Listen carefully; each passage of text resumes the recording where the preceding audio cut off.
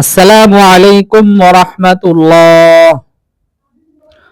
আসসালামু আলাইকুম ওয়া রাহমাতুল্লাহ।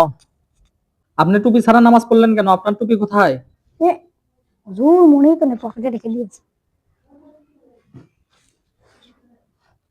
এখন থেকে আর টুপি ছাড়া নামাজ পড়বেন? জি না।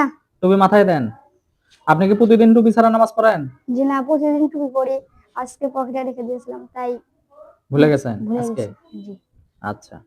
আপনি টুপি ছাড়া নামাজ পড়লেন কেন? আপনার টুপি কোথায়? হুজুর বাসায় রেখে আছি। বাসায় রেখে আছেন। এই অলসতার কারণে বাসায় রেখে আছেন না? জি। আপনি টুপি ছাড়া নামাজ পড়লেন কেন? আপনার টুপি কোথায়? হুজুর আমার টুপি নেই, কিনা লাগবে। হুজুর এই একে বলি টুপি কিনতে, 6 মাস হয়ে যাচ্ছে টুপি কিনে না। আপনি তো প্রতিদিন টুপি ছাড়া নামাজ পড়েন। আপনাদেরকে কয়েকটা মাসালা বলি, মনে রাখবেন। প্রথম জন কি করলো? মনের ভুলে টুপি পকেটে রেখে নামাজ পড়লো।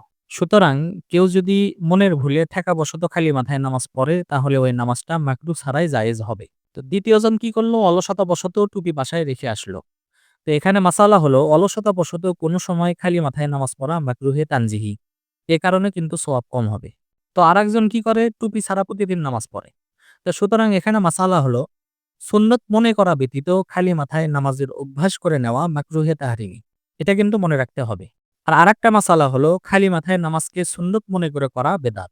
কেউ যদি খালি মাথায় নামাজ পড়ে এবং সেটাকে সুন্নত মনে করে, তাহলে সেটা বেদাত হবে। আল্লাহ তাআলা আমাদের সবাইকে সহি বুঝদান করুন। কেননা পবিত্র কোরআনে হুকুম এসেছে, খুযু যিনাতাকুম ইনদা কুল্লি মসজিদ, অর্থাৎ প্রত্যেক নামাজের জন্য তোমরা সাজসজ্জা গ্রহণ করো। আপনারা সবাই বুঝছেন? জি ইনশাআল্লাহ।